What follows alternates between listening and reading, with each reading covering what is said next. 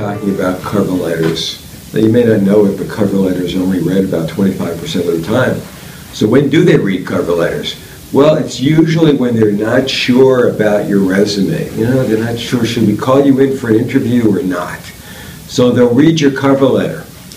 And so if your cover letter is very well written, if it's interesting, if it adds some value to your resume, then you may get that job interview. So it really could be very important. Now, a cover letter should be easy to read. It should be relatively short. No one's going to read something that's an entire page. It needs to be, as I said, interesting and even entertaining.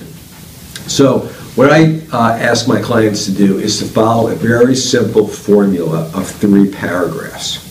First paragraph, this is how I heard about the job. Maybe somebody told me about it or referred me to it, or maybe I just saw a job posting. But be very explicit about how you found out about it, and then say why you're interested in the job and give a good reason.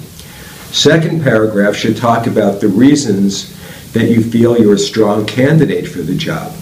And then the third very short paragraph should just say, this is how I'm going to follow up. For example, I'll call your office next Tuesday to see if you received my resume and my cover letter. And in the interim, you can reach me at this number and give your cell phone number. Then you just end it with something like, thank you for your consideration, sincerely, and your name. Just that simple, like a half a page. So, let me give you a couple of tips about cover letters. For one thing, don't send one if it's not really good. Secondly, don't send it as an attachment. Send your resume as an attachment. Cut and paste your cover letter into the body of an email.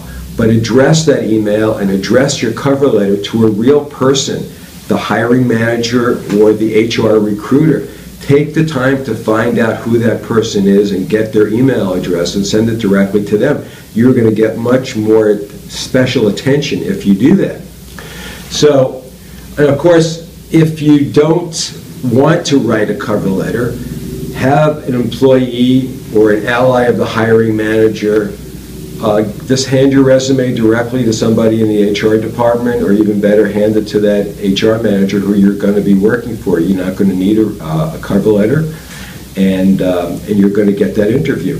So if you want to know more about how to avoid needing a cover letter, how to get directly to that hiring manager or that person in HR, if you want to learn more about how to write an effective cover letter and get more tips and examples of that, and you want to find out how to get the email address of the HR manager or the HR recruiter or the hiring manager, read our book, 3 Steps to Your Job in the USA, International Student Edition. Thanks very much. Good luck.